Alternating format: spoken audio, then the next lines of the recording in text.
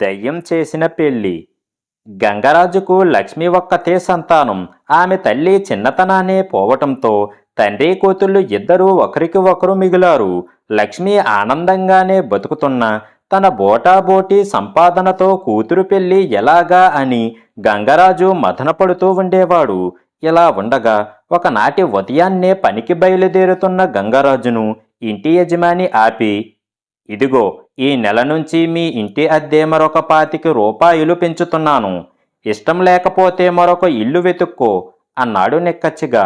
ఆ మాట వింటూనే దిగాలు పడిపోతున్న తండ్రిని చూసి గుమ్మంలోనే ఉన్న లక్ష్మి ముందుకు వచ్చి, ఏ క్షణాన కూలి నెత్తిన పడుతుందో అన్నట్టు ఉన్న ఈ ఇంటికి అద్దె పెంచి ఇంకా 6 నెలలు కూడా కాలేదు, మళ్ళీ పెంచడమా అన్నది కాస్త కోపంగా. ఆ మాటలకు ఇంటి యజమాని మండిపడి, ఇంత చక్కటి ఇల్లు నీకు కూలిపోయే కొంపలా కనిపిస్తున్నదా? నీలాంటి సుకుమారికి ఆ రత్తమ్మ దెయ్యపు కొంపే సరైన చోటు. సాయంత్రంలోగా ఇల్లు ఖాళీ చేశారా సరే, లేకపోతే తట్టాబుట్టా వీధిలోకి గిరిటేయటం ఖాయం అంటూ రంకెలు పెట్టి ఇంట్లోకి వెళ్ళి తలుపు వేసుకున్నాడు. గంగరాజు నిస్సహాయంగా కూతురు వైపు తిరిగి, నాకిప్పటికే ఆలస్యమయ్యింది, సాయంకాలానికి ఆయనకు కోపం కాస్త చల్లబడుతుందేమో చూస్తాను అని వెళ్ళిపోయాడు. లక్ష్మి ఇంట్లోకి వెళ్ళి మంచం మీద విచారంగా కూర్చొని ఇంటి యజమాని అన్న రత్తమ్మ దయ్యపు కొంప గురించి ఆలోచించసాగింది. అక్కడికి 2 వీధుల అవతల ఉన్న పెద్ద మండువా లోగిలి ఇల్లే రత్తమ్మది. బతికి ఉండగా రత్తమ్మ పేరు చెబితే చాలు అంతా చెయ్యెత్తి దండం పెట్టేవారు. అమ్మా ఇది కష్టం అని చెప్పుకునేవాణ్ణి రత్తమ్మ ఎన్నడూ ఉత్త చేతులతో పంపి ఎరుగదు. అటువంటి రత్తమ్మ 3 ఏళ్ల క్రితం ఏదో చిన్న జబ్బు చేసి చనిపోయింది. ఆమె భర్త ఎప్పుడో పోయాడు. ఆ ఇంట మిగిలిందల్లా రత్తమ్మ ఒక్కగానొక్క కొడుకు వేణు మాత్రమే. రత్తమ్మ పోయిన కొత్తలో వేణుతో బాటు వంట మనిషి పనివాళ్ళు ఉండేవారు. అలా ఒక 6 నెలలు గడిచేసరికి పనివాళ్లంతా రత్తమ్మ దయ్యమై ఆ ఇంట తిరుగుతున్నదని గోల చేసి పనులు వదులుకొని వెళ్ళిపోయారు. అదంతా గుర్తు చేసుకున్న లక్ష్మి చివరకు ఒక నిర్ణయానికి వచ్చిన దానిలా లేచి, జాలి దయాలేని వాళ్లను మళ్ళీ మళ్ళీ అడిగి ఇంకా చులకన అయ్యే కంటే మొండికెత్తి బతకటం 1000 రెట్లు నయం అనుకుంటూ ఇంటికి తాళం పెట్టి బయలుదేరింది. లక్ష్మి రత్తమ్మ ఇల్లు చేరేసరికి ఒక యువకుడు అప్పుడే ఇంటికి తాళం వేస్తున్నాడు. అతడే వేణు అయి ఉంటాడని ఊహించిన లక్ష్మి అతడికి నమస్కరించి తమ పరిస్థితి క్లుప్తంగా చెప్పి, నాకు దెయ్యాలు ఉన్నవన్న నమ్మకం అంతగా లేదు. కొద్ది రోజుల పాటు మమ్మల్ని మీ ఇంట తలదాచుకోనిస్తే మీ మేలు మర్చిపోము అని అన్నది. ఆమె మాటలకు ముగ్ధుడైన వేణు, అసలు మీరు ఈ ఇంట ఉండాలే గాని ఎన్నాళ్ళు ఉన్నా నాకు అభ్యంతరం లేదు. ఇది మీ సొంత ఇల్లు అనుకోండి. మా అమ్మ దెయ్యం కాలేదని, ఇది దెయ్యపు కొంప కాదని మీ వల్ల నలుగురికి తెలిస్తే చాలు అని ఇంటి తాళం తీసి ఇల్లంతా ఆమెకు చూపించి, కచేరికి పోతున్నాను, మళ్ళీ సాయంత్రం వస్తాను అని చెప్పి వెళ్ళిపోయాడు. వేణు వెళ్ళగానే ఇల్లంతా మరొకసారి కలయదిరిగిన లక్ష్మి ముందుగా చీపురు తీసుకువచ్చి ఇల్లంతా ఊడ్చి శుభ్రం చేసింది. తర్వాత ఇంటికి తాళం పెట్టి తమకు పరిచయస్తుడైన రంగడనే బాడుగు బండివాడి సహాయంతో తమ సామానమంతా రత్తమ్మ ఇంటికి చేరవేసింది. ఆ సరికి ఇంటికి తిరిగి వచ్చిన గంగరాజు తన కూతురు చేసిన పని తెలుసుకొని రత్తమ్మ ఇంటికి వచ్చి తలుపు తట్టాడు. తలుపు తీసిన లక్ష్మి తండ్రి ముఖంలోని కోపాన్ని గమనించి, నిన్ను అడగకుండా ఇల్లు మార్చినందుకు కోపగించుకోకు నాన్న. మన ఇంటి యజమాని అన్నదేమిటి? సాయంకాలానికల్లా ఇల్లు ఖాళీ చెయ్యకపోతే బుట్టా తట్టా బయట పారేస్తానని. ఇంత అవమానం జరిగాక అక్కడ ఎలా ఉండగలం? దెయ్యాల కొంప గురించి ఏం భయపడకు. మన తాహతుకు తగిన ఇల్లు దొరకగానే వెళ్ళిపోదాము అని వేణు గురించి చెప్పింది. ఆ రాత్రి వేణు ఆ తండ్రి కూతుళ్లతో పాటు భోజనం చేస్తూ లక్ష్మి వంటను చాలా మెచ్చుకున్నాడు. ఉదయం గంగరాజు పనికి బయలుదేరుతూ లక్ష్మితో, ఈ రోజు నుంచి ఇంటి కోసం వెతుకుతాను. నేను వచ్చేసరికి పొద్దుపోయినా కంగారు పడకు అని చెప్పాడు. ఆ రోజు పగలంతా కూడా లక్ష్మి ఇంటి పని, ఇంటి చుట్టూ ఉన్న విశాలమైన ఆవరణను శుభ్రం చేస్తూ గడిపింది. చీకటి పడ్డాక పొయ్యి వెలిగించి వంట ప్రారంభించింది. వంట పూర్తి కావస్తూ ఉండగా, ఇంకా నిన్ను పలకరించకుండా ఉండటం నా వల్ల కాదు అన్న మాటలు వినిపించాయి. లక్ష్మి ఉలిక్కిపడి తిరిగి చూసేసరికి పక్కనే పీట వాల్చుకొని నవ్వుమొహంతో కూర్చుంటున్న ఆడదెయ్యం ఒకటి కనిపించింది. ఆ దెయ్యం రత్తమ్మేనని రూఢీ చేసుకున్న లక్ష్మి కూడా నవ్వుతూ, నాకు తెలియక అడుగుతాను, బతికొండగా అంత మంచిదానివి, చనిపోయాక దెయ్యానివి ఎలా అయ్యావత్తా? ఇప్పుడు చూడు, ఇంత పెద్ద ఇంటికి నీ కొడుకు ఒక్కడు ఒంటరిగా ఎలా మిగిలాడో అని అన్నది. అందుకు దెయ్యం పెద్దగా నిట్టూర్చి, వేణుకు కాస్త వయసొచ్చినప్పటి నుంచి ఎంత తొందరగా వాడి పెళ్లి చేసి కోడల్ని తెచ్చుకుందామా అని తహతహలాడాను. వాడు ఇదిగో అదుగో అంటూ చేసిన ఆలస్యం అంతా ఇంతా కాదు. ఈలోగా నేను కాస్త హరీమని వాడి పెళ్లి చూడాలన్న ప్రగాఢ వాంఛ తీరక దయ్యాన్ని అయ్యి మా పెరట్లో ఉన్న బావి పక్కన ఉన్న చింత చెట్టు మీద గుట్టు చప్పుడు కాకుండా కాలక్షేపం చెయ్యడం ప్రారంభించాను. రోజు అర్ధరాత్రి వేళ ఒకసారి మాత్రం ఇంట్లోకి వెళ్ళి నా కొడుకును కల్లారా చూసుకునేదాన్ని. పనివాళ్ళు వంట మనిషి వాడికి వేలపట్టున అన్నీ అమర్చి పెడుతున్నారా లేదా అని గమనించేదాన్ని. క్రమంగా పనివాళ్ల ప్రవర్తనలో మార్పు వచ్చింది. ఒకనాడు నా కొడుకు పుట్టెడు జ్వరంలో మంచాన పడి ఉంటే పనివాళ్ళందరూ కూడబలుక్కొని చీకటి పడ్డాక పెద్ద మూటెడు బియ్యం పెరటిదారిన అమ్మబోయారు. చూస్తూ ఊరుకోలేక వాళ్ళ మీదకి ఒక్క దూకు దూకి ఆ మూట లాక్కొని, ఒరేయ్, నేను రత్తమ్మను, మీ యజమానురాల్ని. అప్పట్లో మిమ్మల్ని కన్నబిడ్డల్లా చూసుకున్నాను. మీ విశ్వాసం ఏమైపోయింది? ఇలాంటి తప్పుడు పనులు చేశారో పేకలు నులిమేస్తాను అని అన్నాను.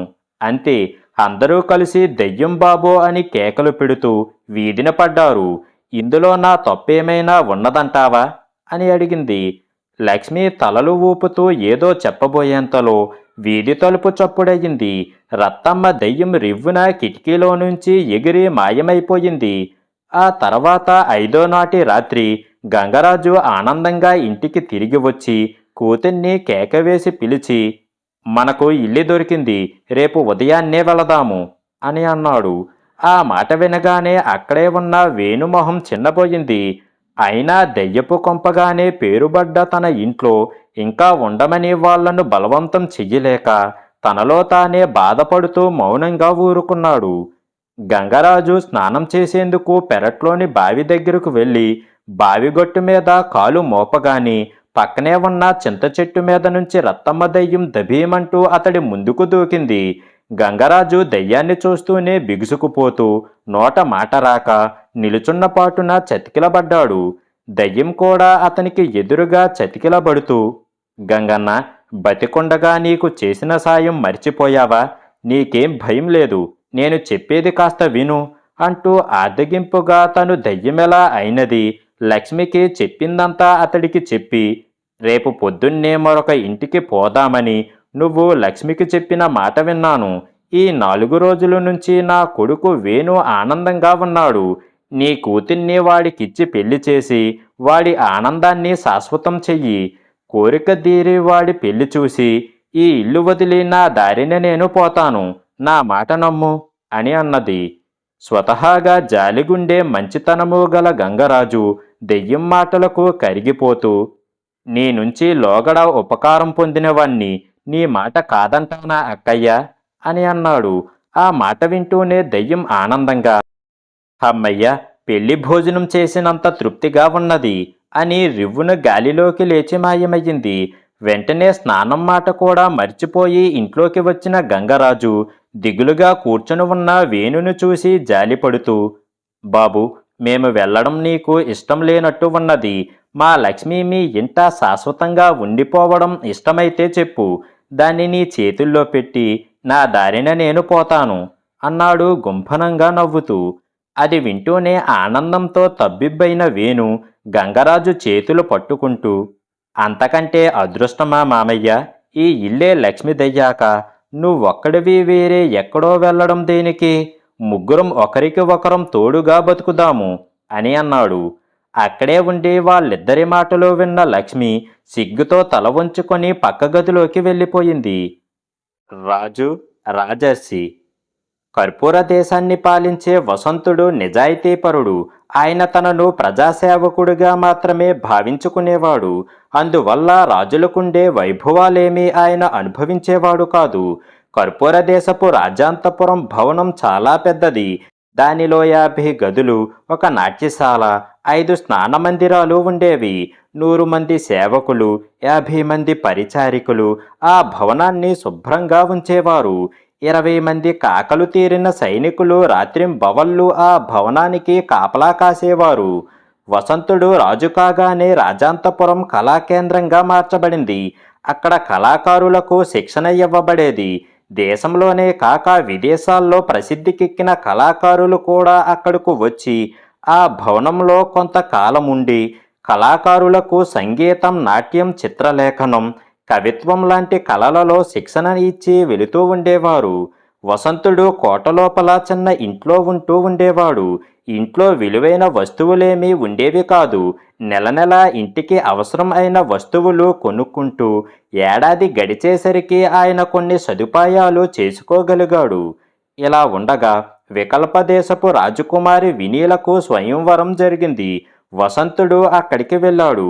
ఆయన అందచందాలకు పరవశించి వినీల వరమాలతో ఆయన కంఠాన్ని అలంకరించింది. వసంతుడామె చెయ్యి పట్టుకొని, వికల్పదేశపు ప్రభువులకు నా విన్నపం ఏమిటంటే, ఈమె ఈ క్షణం నుంచి నా భార్య కాబట్టి ఆర్భాటాలేమీ లేకుండా కట్టుబట్టలతో నాతో పంపండి. కానుకలు స్వీకరించడం నాకు నచ్చదు అని ఆమె తండ్రికి వినయంగా చెప్పాడు. ఇది విని కలవరపడిన వినీలా తండ్రి, బిడ్డలకు కానుకలివ్వడం మా సంప్రదాయం, నువ్వు కాదనకూడదు అని అన్నాడు. ప్రజాధనాన్ని కానుకగా స్వీకరించడం నా సంప్రదాయం కాదు.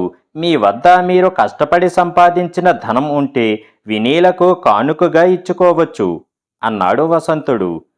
అయితే నీకు నీ తండ్రి నుంచి సంక్రమించిందంతా ఆయన కష్టపడి సంపాదించిందేనా అని ప్రశ్నించాడు వినీల తండ్రి. అవును ప్రభు, కర్పూర దేశం ఆయన శక్తి సామర్థ్యాల వల్లనే శక్తివంతమై నిలబడింది. ఆ రాజ్యాన్ని నాకు అప్పగించారాయన. దానిని సంరక్షించడం కోసం చిన్నతనం నుంచి నేను శిక్షణ పొందాను. రాజునయ్యాక నేను రాజ్యభారాన్నే తప్ప రాజధనాన్ని స్వీకరించలేదు. రాజవైభవాలను అంగీకరించలేదు. ప్రజాసేవకుడుగాను నెలకింతని జీతం తీసుకుంటున్నాను. నా జీవితానికి తగిన ఇంట్లో ఉంటూ నా శక్తి కొద్దీ నెల నెల అవసరమైన వస్తువులను సమకూర్చుకుంటున్నాను అన్నాడు వసంతుడు. ఇది విని అక్కడికి వచ్చిన రాజులందరూ పరిహాసంగా నవ్వి, ఈ రోజు నుంచి వినీల కర్పూర దేశ మహారాణి కాదు, కర్పూర దేశ మహాసేవిక అని అన్నారు. వినీలా తండ్రి కోపంగా, వినీలాను ఎంతో గారాబంగా పెంచాను. వైభవాలకు అలవాటు పడ్డ నా కుమార్తె నీ వద్ద సుఖపడదు. ముందుగా నీ సంగతి తెలియకపోవడంతో వినీలా పొరపాటు చేసింది. నువ్వు విరాగివి, రాజర్షివి. వివాహ ప్రయత్నం చేసి నువ్వు నా కుమార్తె జీవితాన్ని దుఃఖమయం చేశావు. ఇది నీకు తగునా అని అన్నాడు. అందుకు వినీల అభ్యంతరం చెబుతూ, నా నిర్ణయం తప్పు కాకూడదు. పాణిగ్రహణం కాగానే మా వివాహం జరిగిపోయింది. భర్తను అనుసరించి వెళ్ళడం మన సంప్రదాయం. నేను భర్తతో వెళుతున్నాను. ఆయనను నాకు అనుగుణంగా మార్చుకోగలను, లేదా నేనే ఆయన అడుగుజాడలలో నడుస్తాను. మేము అన్యోన్యంగా ఉండగలమని మీకు మాట ఇస్తున్నాను, కలవరపడకండి అన్నది తండ్రితో. వసంతుడు వినీల కర్పూర దేశం చేరుకున్నారు. అక్కడ వినీల తమ ఇంటిని చూసి చిన్నబుచ్చుకొని, ఇది మహారాణి నివసించదగ్గ ఇల్లేనా? ఇంతకంటే పెద్ద భవనం మీకు దొరకలేదా అని భర్తను అడిగింది. దీనికి వసంతుడు నవ్వి, దేశాన్నేలేది పురుషుడైతే మహారాజు, స్త్రీ అయితే మహారాణి. నువ్వు మహారాణివి కాదు, మహారాజు భార్యవు. ఆ విషయం మరిచిపోకు. నేను మహారాజును. నేనుండే భవనానికి నెల నెల అద్దె కట్టాలి. పరిచారికులకు, కాపలా భటులకు జీతాలు ఇచ్చుకోవాలి. నా నెల జీతంతో ఇంతకంటే పెద్ద ఇంటిని నేను భరించలేను అని అన్నాడు. వినీలాకు ఆ మాటలు రుచించలేదు. కాని అందగాడైన భర్త మీద ప్రేమతో అన్నీ సహించింది. ఆ ఇంట్లో ఒక పరిచారికుడు, పరిచారిక, కాపలా భటుడు, ఈ ముగ్గురు సాయంతోనే అన్నింటినీ సర్దుకుంటూ ఆమె రోజులు గడపసాగింది. ఒకనాడామె వసంతుడితో, మీరు లేనప్పుడు నాకు చాలా విసుగ్గా ఉంటున్నది. ఆటపాటలు లేవు, చెలికత్తెలు లేరు, ఏ విలాసాలు లేవు, సమయం చాలా చప్పగా గడిచిపోతున్నది అంటూ మొరపెట్టుకున్నది. తీరిక సమయాన్ని వృధా చేసుకోకు. చిన్నదైన మన గ్రంథాలయంలో ఎన్నో కొత్త గ్రంథాలు ఉన్నాయి. అవి చదువు, కొత్త విద్యలు నేర్చుకో. ఆటపాటలతో ఆర్భాటాలతో వృధా కబుర్లతో సమయం వృధా చేసుకున్నాక నేను పక్కన ఉన్నా నీకు తప్పక విసుగ్గా ఉంటుంది అన్నాడు వసంతుడు. అలా 1 సంవత్సరం గడిచింది. వినీల ఈ జీవితానికి అలవాటు పడింది, కానీ భర్త దగ్గర లేనప్పుడు ఆమెకు అసంతృప్తిగా ఉండేది. వసంతుడు గొప్ప పరిపాలనా దక్షుడు. ఆయన మంత్రులు రాజుద్యోగులను అప్రమత్తులుగా ఉంచుతూ తన శాసనాల వల్ల ప్రజలకు మేలు జరిగేలా చూసేవాడు. సమర్థుడైన రాజే నెల జీతానికి పని చెయ్యడంతో మిగతా వారు అంతకంటే తక్కువ జీతానికే పని చెయ్యసాగారు. ఇలా ఉండగా ఒక రోజున విన్యాసుడు అనే తాపసి వసంతుణ్ణి చూడవచ్చాడు. వసంతుడాయనకు సకల మర్యాదలు చేసి గౌరవించాడు. ఆయన వసంతుణ్ణి మెచ్చుకొని తను వచ్చిన పని చెప్పాడు. విన్యాసుడు చాలా ఏళ్లుగా హిమాలయాల్లో తపస్సు చేసి అంతులేని తపోబలాన్ని సంపాదించాడు. దేవుడు ఆయనకు ప్రత్యక్షమై, తపోధన, నువ్వు ప్రజాక్షేమాన్ని కోరే నిజాయితీపరుడైన ఒకే ఒక్క రాజు కోరిక తీర్చి వచ్చాక నీకు మోక్షం ప్రసాదిస్తాను, వెళ్ళు అని చెప్పాడు. అలాంటి రాజులు ఎక్కడ ఉన్నారా అని వెతుకుతూ బయలుదేరిన విన్యాసుడికి ఇంతవరకు ప్రసేనజిత్తు అనే రాజర్షి తప్ప ఇంకెవరూ దొరకలేదు. అయితే ప్రసేనజిత్తు విన్యాసుడితో, మహాతపస్వి, నేను రాజర్షిని, నాకే కోరికలు లేవు. నా రాజ్యం సదా సుభిక్షంగా ఉండాలన్నది ఒక్కటే నా కోరిక. ఆ కోరిక ఎంతవరకు సమంజసమో నాకు తెలియదు. అయితే కర్పూర దేశాన్ని ఏలే వసంతుడు నిజాయితీలో నన్ను మించినవాడని నా అభిప్రాయం. తమరు ఆయనను కలుసుకున్నాక ఏదో ఒక నిర్ణయానికి రావచ్చు అని అన్నాడు. ఆ కారణంగా విన్యాసుడు వసంతుడి వద్దకు వచ్చాడు. ఇది విన్న వసంతుడు కొద్దిసేపు ఆలోచించి, మునివర్య, నా రాజ్యాన్ని సుభిక్షంగా ఉంచడం నా బాధ్యత. ఆ బాధ్యతను పరిపాలనా దక్షతతో సాధిస్తాను తప్ప దేవుడికి అప్పగించను. అయితే తీరిక సమయాల్లో విలాస జీవితం గడపాలన్న కోరిక నాకున్నది. ఆ కోరిక తీరితే నా భార్య కూడా సంతోషిస్తుంది. తమరు నన్ను అర్హుడుగా భావిస్తే ఆ కోరిక తీర్చగలరు అని అన్నాడు. ఈ మాటలకు సంతోషించి విన్యాసుడు వసంతుడికి ఒక బొమ్మను ఇచ్చి, రాజా, ఈ రోజు నుంచి ఈ బొమ్మ నీ ఒడిగిన కోరికలన్నీ తీర్చుతుంది. ఇది నీ ఒక్కడికి మాత్రమే ఉపయోగపడుతుంది సుమా అని అన్నాడు. వసంతుడు ఆశ్చర్యంగా, మునివర్య, మీ వరం ప్రసేనజిత్తుడికే తప్ప నాకు లభించిందన్న నమ్మకంతో నేనా కోరిక కోరాను. నిస్వార్థపరత్వంతో ప్రసేనజిత్తుణ్ణి నేను మించలేను. ఏ కోరికలు లేని ఆయనను కాదని నాకెందుకు ఇటువంటి వరమిస్తున్నారు అని అడిగాడు. ఇందుకు విన్యాసుడు చిరునవ్వు నవ్వి, ప్రసేనజిత్తు రాజర్షి, ఆయనకు ఏ కోరికలు లేవు. కోరిక లేనివాడు విలాసాలకు దూరంగా ఉండటం విశేషం కాదు కదా. ఇక నువ్వు నిజాయితీ గల సమర్థుడైన రాజువు మాత్రమే. నీవు విలాస జీవితంపై కాంక్ష ఉన్నప్పటికీ రాజధనం జోలికి వెళ్ళకపోవడం వల్ల ఆయన కంటే అధికుడివే అయ్యావు. ఎందువల్లనంటే విలాస జీవితంపై కాంక్ష ఉండి రాజు కావాలనుకుంటే ప్రజాధనం వెచ్చించగల హక్కు ఉండి కూడా నువ్వు ఎంతో నిగ్రహం చూపావు. నీ నిజాయితీ మెచ్చుకోతగ్గది. అందుకే ఈ వరం గ్రహించేందుకు నువ్వు అర్హుడివి అయ్యావు అని అన్నాడు. ఆ తర్వాత వసంతుడు విన్యాసుడు ఇచ్చిన బొమ్మ సాయంతో వైభవ విలాసాలను అనుభవిస్తూ మిగతా సమయంలో ప్రజాక్షేమం కోరే పరిపాలనా దక్షుడై ప్రభువుగా మంచి పేరు పొందాడు.